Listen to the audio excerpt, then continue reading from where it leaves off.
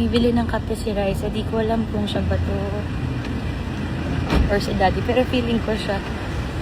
Nilan niya kasi ako ng kape. Daddy, si Raisa bumili. Pwede po pasakay. Ay, oo nga. Okay, so nag-text kasi si Raisa May na bibilan niya ako ng coffee. She's so sweet. Alam ko kasi na malapit siya dito sa Reliance bumibili. Hindi na pa po si Raisa bumaba, Daddy? Ano lang, mga 2 minutes. Isan siya papasok dito po? So dapat, paano ko kaya? Kanina pa kasi kami magkausap, Daddy. Tinanong niya po ako kung anong gusto kong order. Lilibre niya po ako. Ayun na siya. Ayun na po siya. Ayun na po siya. She's so sweet.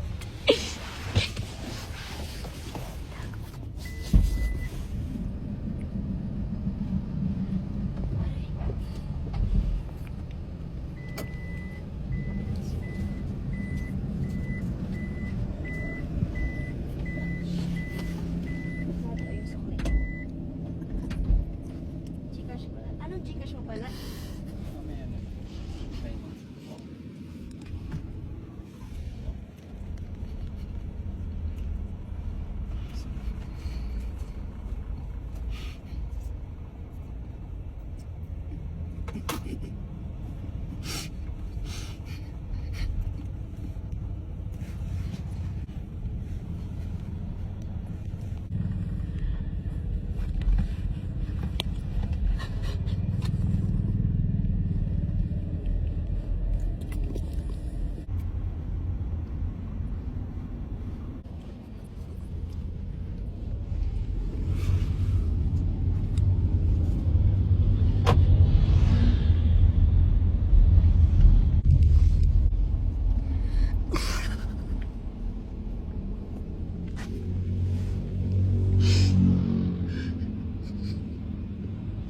Alam ko, hindi mapansin. Ano mong ginagawa mo dito? Ginawa ko. Music. Kanina pa ako dito, Ti. Di pa ako nakita? Hindi. Hello, See? so sexy kasi. I know, that's why.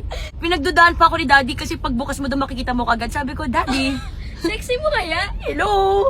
Grabe. Are you happy to Hindi see kita me? binabackstab. Tapos narinig ko, umiiyak ba si Daddy? Tapos wala pang music. Kasi hindi ko alam kung paanong gagawin ko para gulatin ka. Tapos, kada may mag-isip ako, natatawa ako. Hindi kanya piniklami. Kaya nga. Ganun ko pala. Dahil hindi na lang ako nag-ano sa'yo. Thank you sa kape. Thank you talaga. Are you happy to see me here? Oo. Kala mo si Daddy yun, yung Oh, hikbi. tapos may... Okay. Munti ko na siyang umiiyak pa siya. Ma, kasi dahil naka-headset ako, baka kala hindi ko pinapakinggan yung music. Mas na-offend siya. Uy, bakit ko naman nilaglag yung orange na Di ba ikaw nakasakay dyan, right? Uy, dako dumaan dyan, right? Yung orange ko, ha? Thank you for my coffee! Welcome. Pero post ko to sa page ko, ha? Kasi... Morning coffee from Raisa May. Ay, God! Arka! Good morning!